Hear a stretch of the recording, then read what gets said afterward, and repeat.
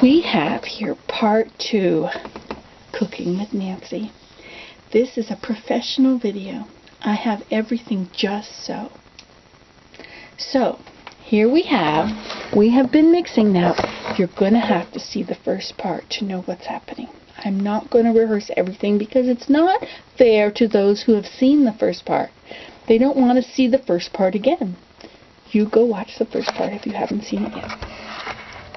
Okay, so now we have added 3 eggs to emulsify this mixture. You could probably even use another egg if you wished, because as I said before, which you remember, which I won't repeat. Hey, stop looking at my feet. It's a professional video. Okay, so we're adding 4 to emulsify it very well, so the oil and the sugar stay perfectly together. Okay, and now we are going to add our dry ingredients. Now, dry doesn't include your sugar. We already did that. So our flour, we're going to use white flour because white sugar, white flour, and white eggs must be the best, right?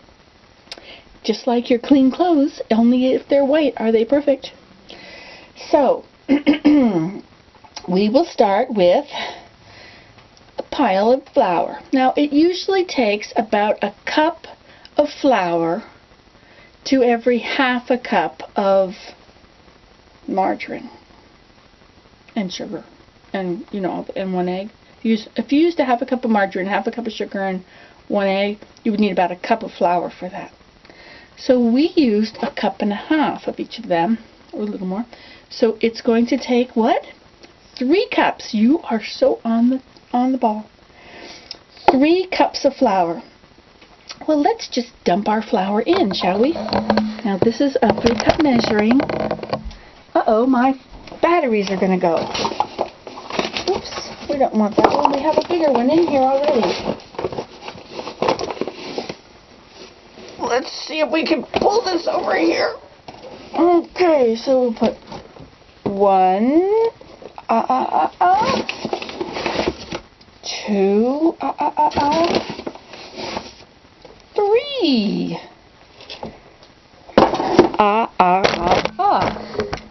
Now, if you are making a cake, you could turn this into a cake now. If you added water and baking powder, you could have a cake.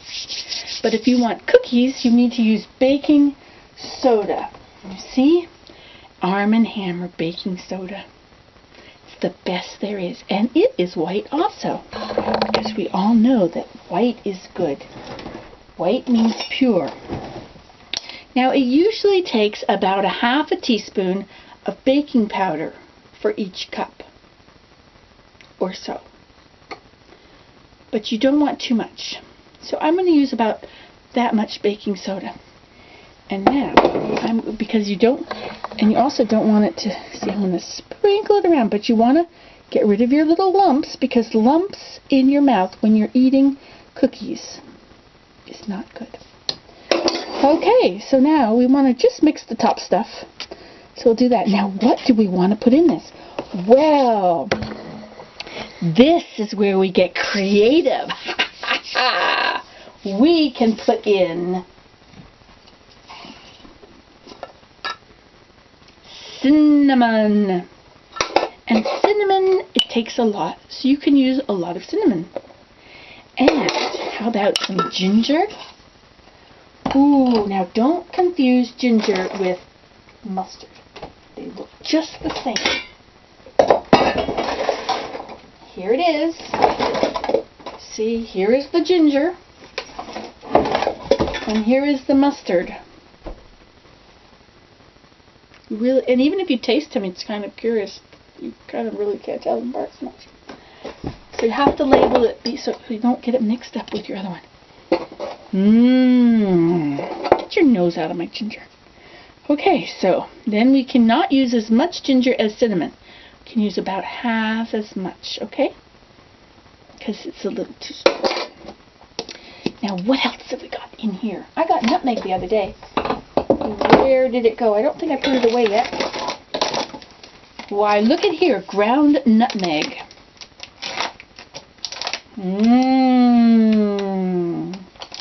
I know, just a minute. Just hold your horses. Oops, this is a professional video. We have here nutmeg. Now you must have exactly the amount I tell you, or else it will not taste exactly like mine. Come on, open up. Ha ha ha! Let her loose.